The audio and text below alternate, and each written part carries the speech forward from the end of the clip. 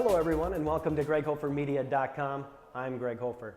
My next guest is a two-time Executive of the Year in the Midwest League. He's in his 21st year, all with the Wisconsin Timber Rattlers, the Class A affiliate of the Milwaukee Brewers, his 14th as the club president. My next guest is Rob Zerjav. Rob, thanks very much for joining us. Yeah, good to be here. Thanks, Greg. Really want to take a different approach with this. I want to we'll get to the season, the 2016 season that you got coming up here in a little bit, but kind of want to retrace the steps. I'm always fascinated by the stories of the athletes and the coaches and the front office people and how they got to where they are, and that's kind of what I want to do here tonight. And so Ashwaubenon, class of 1993, you grow up basically about a mile from Lambeau Field. So you had to have been a football guy, right? Yeah, no, and it's funny now that I work in baseball, because growing up all through grade school, anytime you did a class project or what are you going to be when you grow up, I'm going to be a baseball player. Baseball was my life. I was the one kid in Green Bay again, I was a Packer fan, but nothing compared to baseball. I'd get the Green Bay Press Gazette and all I'd do is just get excited to see a baseball story, a Brewers story, which there weren't a ton of at the time. And there was no other way to get your baseball information. And so I grew up always a baseball fan. Again, you ask anybody I grew up with, they'd say it's no shock that I'm somehow working in baseball. Where did that, or how and where did that love affair with the sport begin? Honestly, I have no idea, because my dad, he played 3 sports in high school, but football was his big sport. Basketball was his next. Baseball was kind of was there, but I really honestly don't know. I think back, it's just always been that way. I don't know if it was a pack of baseball cards. I don't know what it is. I just always remember playing baseball, being in love with it, and I honestly don't know. Again, being in Green Bay too, that was just crazy that's how it worked out. Because not only a mile from Lambeau Field, but you go to Ashwaubenon High School. Of course, Ashwaubenon known for their football program, four times, state champs, 6 times, in the state championship game. So Ashwaubenon, a big football school. How was the baseball program? Ashwaubenon was everything but a baseball powerhouse. Softball was big. Football was obviously big. Baseball, not so much. Actually, when I was playing, I think it was my senior year, we were ranked pretty high in the state. And honestly, you look at the team that we had, I want to say there was 3 players on that team, three of the starters that didn't go on to play college baseball. I was one of them. The other 2 was Aaron Stecker, who went on to play in the NFL, and the other one I believe was Ryan Borowicz, who ended up playing basketball at UWGB. So we were a pretty talented group, and our 2 pitchers both got drafted in the major leagues, one by the Brewers and then one by the California Angels after college for them. So a lot of talent there, but I just couldn't put it together on the field. So you want to work in baseball, you're in high school. Was there any teacher specifically, or was there something in high school that kind of inspired you and set you on your way? Honestly, no. It's funny, and I feel bad. I was always big on, school is a necessity, and it was, I know I'm going to college. I need to do well in high school so I can get into a good college. I need to get done with college just to get a job. And my whole goal was always just get done with school, because I wanted to start a career. I wanted to get out of school to start a life. Again, I feel bad. I go and talk to colleges all the time, and I feel bad with the professor sitting there, but I look at it as college was kind of a piece of paper. And I'm more into life experience and what you learn and the kind of person you are, your work ethic. And to me, school was all about kind of getting out of school. If I could name a teacher, English teacher, Mrs. Niemela in high school, I always liked her. But otherwise, it was a matter of I was in school to get done with school. So you graduate 1993 from Ashwaubenon High School. You're looking for colleges. You end up at UW-Whitewater. What was it about UW-Whitewater, and were there any other schools that you considered? Yeah, that's funny too. It leads back to baseball. I was accepted at UW-Madison and UW-Whitewater as well. I knew Whitewater had a good business program. Looked at both schools, and it really came down to my naivete of thinking, hey, I could play baseball. And Madison didn't have a baseball program, Whitewater did. So I said, you know what, I like the class size, I like it's a smaller university. You don't get lost. Cost was a little bit better than going down to Madison. And figured I'd give playing in baseball a try at Whitewater, and I wasn't going to get that chance at Madison. So again, baseball interwove itself into my life, and kind of one of the reasons I chose Whitewater. In Whitewater, a town of about 14,000, student population of about 12. What was it like going to UW-Whitewater? It was crazy, you know, honestly. It was, there was some homesickness. You get there, and not that Green Bay is a thriving metropolis, but Whitewater, you know, you wanted to feel like home. You go to the Walmart, that was brand new, and there was a Walmart, there was a McDonald's, and really not much else. So it was, again, kind of fit my mode of getting done with school, because it was also a kind of a suitcase college. A lot of kids were local, would go home on the weekends, and I was from Green Bay, so I wouldn't. And there was really nothing to do in your dorm room other than study and figure out how am I going to get done with school as fast as I can and get on to something. Now UW-Whitewater, it's kind of gone on to national prominence here especially over the last decade. You know, the football program has, you know, won multiple national championships. Baseball has won a couple. Basketball, I believe, has 4 national championships. So athletically across the board, it's an excellent school.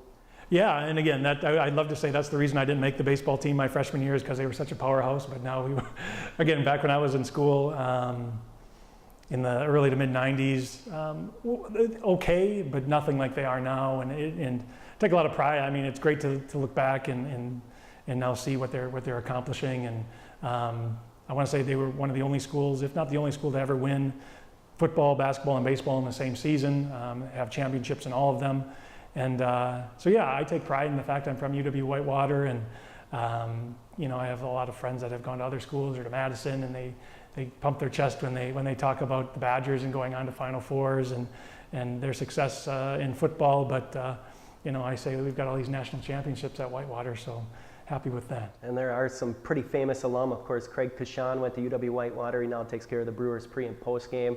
Eric Studsville, doing my research, he's the running backs coach for the Denver Broncos. Of course, they just won the Super Bowl. And Bob Wickman, and you probably would have missed him by a couple of years, yep. But a part of the baseball program. So a pretty distinguished alumni group athletically, as you might expect. There's quite a few when you look through the list, and whether it's coaches or players that have gone on to professional careers. So it's impressive. So it's nice to kind of be lumped into that group too. And again, Whitewater has a great business program, and I feel good about having the degree from there, and think it's helped me throughout my career. Now, one of the places in doing the research about UW-Whitewater, a school I've never been to, I've come across this Hamilton House, 1979 Animal House movie, but with John Belushi, loosely based on the Hamilton House.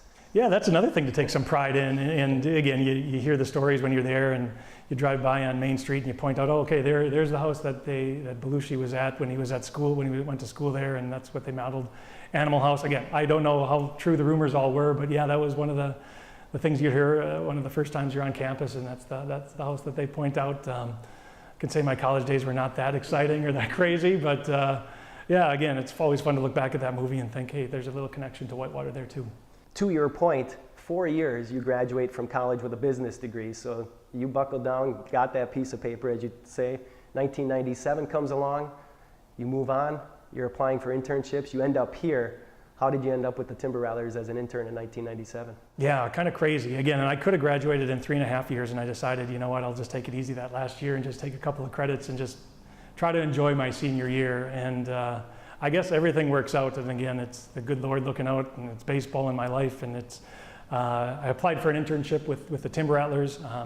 I talked to my career counselor for the first time my senior year down at Whitewater, and wish I would have done it a lot sooner, but he said, hey, what are your interests? And I talked about sports and baseball specific, and he said, well, didn't they just build a new stadium up there kind of when you go home to Green Bay right on the highway? And I said, oh yeah, actually they did. And he asked if I ever applied for a job with the Timber Rattlers, and I said, no, that's a great idea. So I called up and I talked to Mary Robinson, who's still in our front office, and said there was no full-time jobs, but they were hiring interns. So I applied for an internship, and my resume got lost, and I called back to follow up, and they said, oh, we never got the resume. So I personally stopped in and dropped my resume off and called back in a couple weeks, and they said they never got my resume. And I said, well, I stopped in there, and I dropped it off specifically and with you. And apparently they had got it mixed up. There was 2 Garys at the time, and one Gary had it and the other one was hiring, and how it got mixed up. But honestly, I think that's the only reason I got brought in for an interview, is because they felt bad. And They brought me in for an interview, and the assistant GM at the time, Gary May, his background was in groundskeeping. And for whatever reason, I decided to change up my resume a little bit, and I put down the fact that I had cut grass in the summer and lined baseball fields. Figured, hey, there's kind of a loose baseball tie there, to go along with my internship I had while I was at Whitewater and some other things I was really proud of. I want to say we spent 90% of the time talking about cutting grass, and so now I think getting this job to cutting grass in the summer and just having that connection with the person that was interviewing me, and so yeah, Gary brought me on as an intern that summer, and I just fell in love with it, and I've been doing it ever since. Now, you start as an intern. Of course, everybody that's on the outside looking in, thinks of all the glitz and the glamour of pro baseball. How quickly did you realize it's not all the glitz and glamour that it's made out to be? Yeah, I guess, minor leagues, I guess I thought it was going to be probably not the same as a major league career. And again, when I first started, I thought, okay, this will be my foot in the door. I want to go work in the majors. This is a great way to start. Within 2 weeks, I said, no, I love everything about it. And I guess I was raised to, have a strong work ethic, work hard, work for what you want. And so I loved the fact that I could be in every single aspect of what we were doing. I'd be in the ticket office during the day, and I'd try to help out during games wherever I could, whether it's promotions or on the dugout or handing things out, or if it's fixing things around the stadium. Wherever they needed me, I was happy to help, and I wanted to learn as much as I could. Our GM at the time, Mike Burling, was, I want to say, 23 or 24 years old. So only a couple years older than I was. So I saw that you could be, on the top position at an early age. So I said, okay, I better start, learning this craft, learning what it's all about, because who knows when my opportunity could come. I don't have to wait till I'm 40 or 50 years old to run a minor league baseball team. And so I worked as hard as I could, but you do realize right away, it's pulling tarp, and it's a lot of jobs that you wouldn't think of. It's working 14, 15 hours a day. I remember that summer, my buddies had said, hey, we're going to go take a camping trip, and we know your schedule's busy, so we'll kind of work around it. And they said, we're looking to go in June, so you just tell us when we can go. And just by what chance that June we had games every weekend, and back then we weren't ever allowed to take a game off. And I said, hey, I can't do it. I work every day in June. They said, how do you work every day in June? I said, we have a game every weekend in June, and during the week you can take games off. If you didn't have a game, you work 9 to 5. And I said, this is the start of my career, and I said I'd love to go, but I work. So it was 30 straight days. So that's the kind of stuff that I guess you learn right away. If you can work in baseball, you learn as an intern, and that's why we kind of like to hire from within, because we have a lot of people that think, yeah, I'd love to work in baseball. But if they haven't done it, you start working. And we hired a couple people in the past that didn't have that background, and then they just couldn't believe that you'd work 7 days in a row or 10 days in a row, and when am I going to get an off day? And well, when you have games, that's your job. That's the people you're trying to please, and if you're not here, you don't know what they like. So it took a little bit of getting used to, but again, it was so fun, and we were so young at the time, and coming up through minor league baseball at that time, everybody was young, and it was exciting, and every idea we had was brand new. And yeah, it was just, it's fun to look back and say it was kind of a party every night. I still don't know how I did it, to work those many hours, and you have a couple of drinks after the game, and then you get back into the ballpark right away. And I don't know how I lived, but yeah, it's been my life now, and it's changed a little bit, and hours have changed, and we've tried to slow that down a little bit. But yeah, it's been kind of quite a ride. So you go from an unpaid intern to the group sales department, where you spend a couple of years. How was the group sales experience for you? It was good. That was one thing I told myself in college. I don't want to be a salesperson. And I had a marketing degree, and what I've come to find out, and I tell kids all the time, is basically you're going to be a salesperson if you work in sports, or that's how you're going to get your start. And I realized right away that selling baseball, selling something that you love is a lot different than selling something you don't believe in. And I really believed in our product and the family atmosphere and the entertainment that we provide, kind of wrapped all around the baseball game. So it was kind of an easy thing to do. And I was in group sales for 2 years, and said, it's time for me to move to a different position and grow my career, not because I wasn't happy in group sales, but just knew if I wanted to be a GM someday, you have to keep going up the ladder. And again, it's funny when you're in a career now, and I've been here for 21 years, to not jump around and to make your way up. And at that time, Gary Mays, who had hired me earlier, was the assistant GM and had just left to take a job with the Dayton Dragons. And the opportunity came up to fill his position in baseball and stadium operations. And I got that opportunity, and that was a great time too. Absolutely loved it, being involved with the team and daily working as a liaison between our team and the Seattle Mariners, and working with our game day staff and hiring our game day staff and hiring our interns. Honestly, it was probably my favorite job of all time, and I still go back to that now, and I still find that to be the fun part. You can't get me to stop going around the stadium and seeing what needs to be fixed or dealing with the team. It's something I think I'll always kind of be a part of my job, just because I enjoy it so much. Now there's a front office shakeup in 2002. You're named the interim president, which leads to your current role as the full-time president. What was that process like? It was interesting because we were struggling a little bit at the time. I didn't know what was going to happen, and there was a change that was made at the top in 2002, and I was put in charge on an interim basis in July, knowing we kind of had a month and a half left, and it was a great opportunity for me to kind of show what I could do. You obviously inherit the staff you have, and everything's in place for the most part, but it was a matter of what can we do to kind of salvage the season, grow attendance, put some things in place. At the same time, I wasn't officially in charge, so it's trying to rally this group of people that were unsure of what their career was going to be, if they were still going to be with the organization, and listening to, at the time, a 26-year-old who was just put in charge of this organization. But it went well. It went really well. We finished the season really strong, had some really nice attendance dates. We are governed by a volunteer board of directors and we're a community-owned team. So at the end of the year, the board had opened up the position and had quite a few people apply. I applied as well and went through that interview process. And I appreciate that. I look back on that now. Mike Weller, who was our chairman of the board at the time and was running Miller Electric here locally, said this would be the best thing for me after I had gotten the job, saying, we thought it was important that we opened it up and didn't just hand you the job. We wanted to, look at all the candidates, see that you were the right one for the job. And at the time you said, hey, I am the right one for the job. Just give it to me. And so I really appreciate that. I went through that process and was hired it was great. Again, we brought in a lot of different people on our staff and really grew. It was kind of like a family. Again, we were just, I look back and I say kid, but just young kids and had the keys to the kingdom and whatever ideas we could come up with and developed a lot of really good friendships, and it was a lot of fun those first few years putting it all together and how we were going to manage this place and how we were going to grow the organization and to see where we've come now. There's been a lot of hard work by a lot of people to make it what we have now. So you, in effect, were Greg Gard before Greg Gard was Greg Gard. I guess, hopefully you'll have the success that I've had.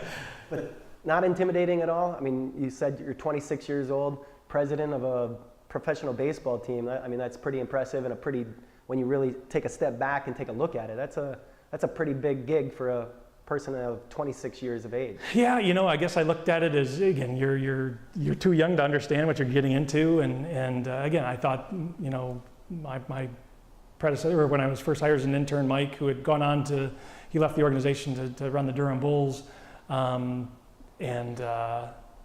he was 24 at the time, so I said, okay, he did it, and I'm older than he is. I look back now and I say, oh, there's a lot of things I would have done differently, or I could have handled that better, and but yeah, it was good for me to learn. It was a good opportunity. But yeah, you're so young, you don't understand what you're getting into. And but yeah, I thank our board. I thank Mike Weller for that opportunity, and he was a mentor. So I had some really good people around me to help me, and they were there and still there to kind of guide me when I have questions. So now you enter your 21st year, your 14th as president. The biggest change in the job from when you first got the president's job to now where you're at today? I know the staff obviously has doubled in size. That would be one thing, but anything else that stands out in terms of job responsibilities then versus job responsibilities now? Yeah, I mean, I think you touched on it. Our staff has basically doubled since when I first was here, and we're such a year-round business now. We renovated the stadium and expanded it in 2013. We added our club level, our banquet area, and we're basically open every day of the year if we have an event going on.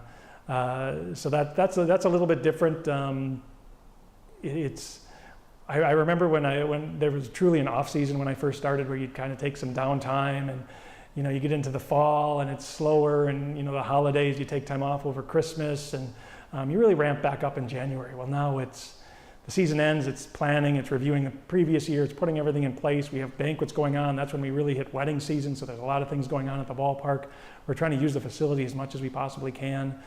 And the off season really isn't there anymore. It just kind of keeps snowballing, and so yeah, I mean those are probably the biggest things. Just the growth of the business and the organization, and how minor league baseball has matured. It started as such a mom and pop organization, and when we first started, we had 10, 12 people in the front office staff. Everybody was really young, single, nobody had a family, and it's changed so much now where virtually everybody on staff is married. There's kids running around. There's all these little kids around here, and when I first started, it was basically the kiss of death. If you get married, okay, well, there's, you're gonna have a hard time being in baseball. You have kids, well, you're gonna have any time to be with your family. So it was pretty much get out of baseball, and things have evolved, and that's been really nice because you can really make it more of a career now, and so that's been a good thing that has allowed me to stay with the Timber Rattlers and continue to grow, and bring other people on that have been able to have this as a career as well.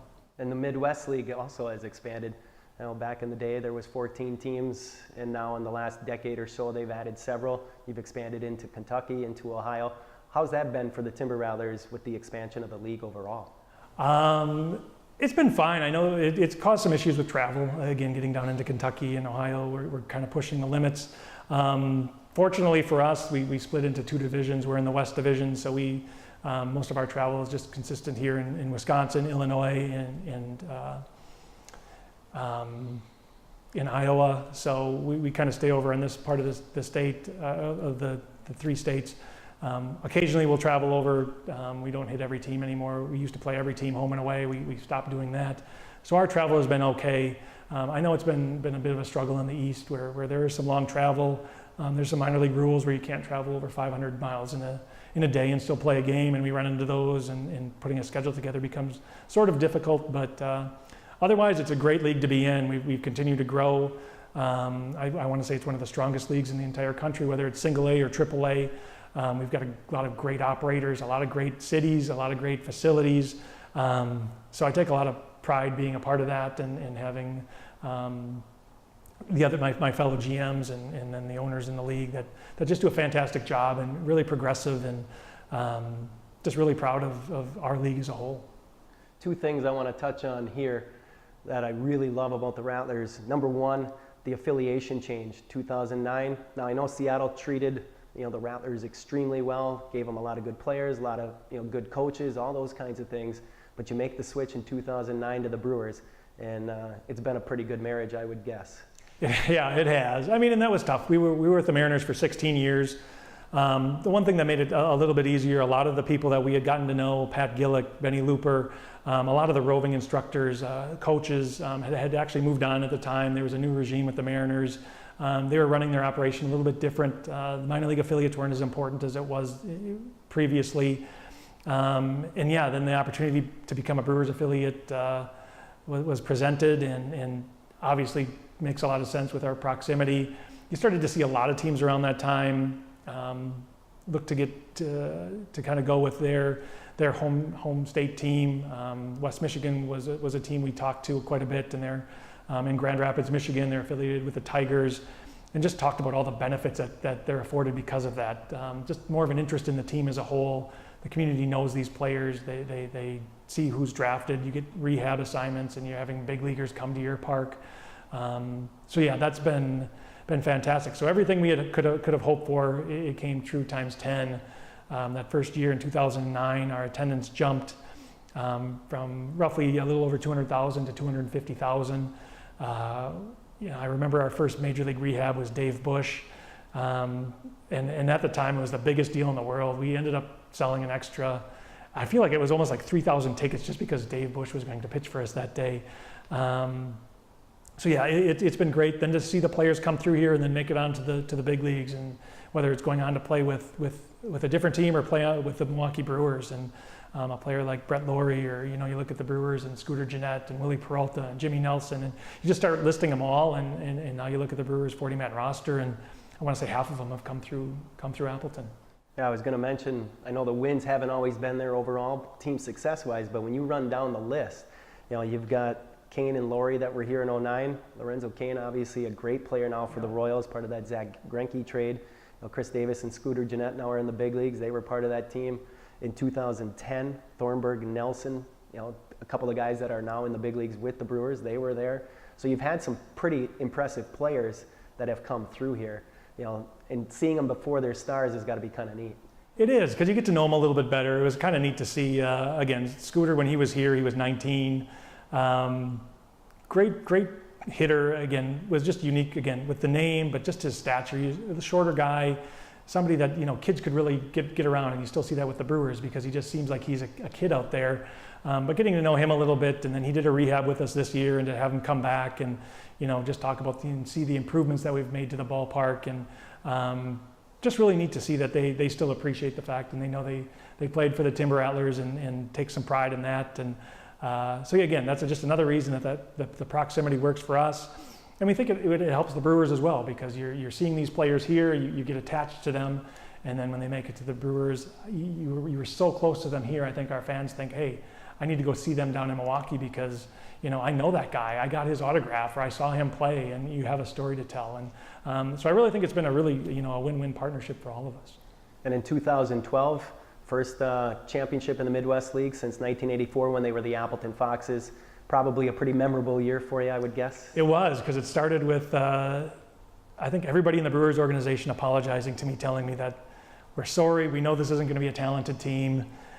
This is the layer that we have right now. There's just this open spot where, there's a lot of guys at high A, there's guys that aren't ready for your league, and they just sent us a bunch of guys.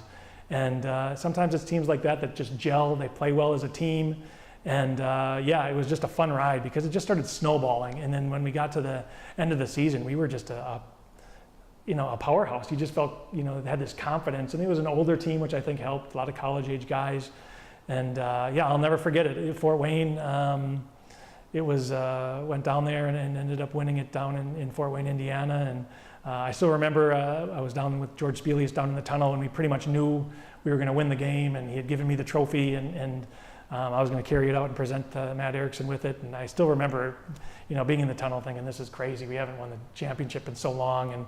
And everything was coming together. We won the championship. We're doing stadium renovations. And that was what was really funny is we were looking to tear down half the stadium, and we couldn't because the season just kept going on. And when we won the championship and got back here, pretty much the entire stadium was shut down. You weren't allowed to go through it except for the home clubhouse. And we told the guys, get in, get your stuff out, because tomorrow they're tearing this place down. And it was just crazy that was the year that we go all the way, and the year that we needed to get done as soon as we could. Just extremely memorable. Everything about that year was just a lot of fun. And the other thing I really enjoy about this stadium, to me, it's the crown jewel of this area, and how modern it is. The renovations, you've added this beautiful, stadium club level, new field, new scoreboard. There's always things that are being done to update it. The clubhouses and the things that the fans don't see, the front offices and what have you. It's an absolutely gorgeous stadium. How do you process and determine the renovation that you're going to undertake that particular year? Well, honestly, we're a community-owned team, so we don't have an owner. We don't have an owner that has deep pockets that says, what are we going to build this year? Here's $2 million. It's everything we do is self-sustaining. We don't fundraise. It's, we have to sell tickets, we have to sell concessions, sell sponsorships. That's how we keep this place running. And honestly, this renovation, we undertook a $6.5 million renovation in 2012. And it was probably 10 years in the making. I mean, just visions and seeing what other teams are doing, and tweaking things here and there, and what would be the most efficient way to get everything we wanted. We knew we wanted a luxury space. We knew we wanted a year-round space. We knew we needed suites. We knew we wanted a bigger store. Our merchandise sales were in the top 25 in minor league baseball for the last 20 out of 21 years, and we needed a bigger store. We needed a bigger clubhouse, and needed all of these things. And how do we piece it all together to be as efficient. Because you think $6.5 million sounds like a lot of money, but when you're talking some of these new ballparks are $35, $45 million, you know, we had to really stretch 6.5 to get what we wanted. And I feel really good about what we kind of got out of that project. So now we do have a vision. You know, the video board was important at the time, and again, it's technology. Our next project, again, it's looking at what other stadiums are doing, and the one thing we're lacking here is a 360-degree concourse. So a lot of it isn't rocket science, but it's just, you know, what would be a good amenity to get people to move around? What are other ballparks doing? And taking kind of the best of what we find from other places. Again, listening to our customers. During this renovation, another big thing, you know, your lines at the concessions are too long, bathroom lines are too long. So how do we deal with that? We doubled the number of restrooms, we expanded our concession stands. It's really listening to the fans, and again, you know, I'd like to think that, or say, hey, I'm a genius, but it's the fans tell you, as long as you're listening to what they want and you give it to them, then they're happy. So it always works out.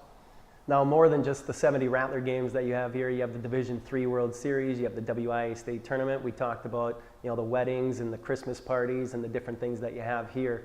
How do those factor into your, you know, to your schedule in terms of trying to create a balance between your life, you know, personal life and your professional life? That's actually, it's changed a lot. I mentioned, you know, we worked 30 straight days in June back when I was an intern, and we've really pushed to have our staff take time off. We're really big in the customer service business, and we kind of preach to everybody now, you're not going to be at the top of your game if you're tired all the time. So we really try to get people time off, and we try to make sure that we use people's time the best, and you don't have to clock watch. You don't have to be here till 5 o'clock if you've got your job done. We encourage people to take games off.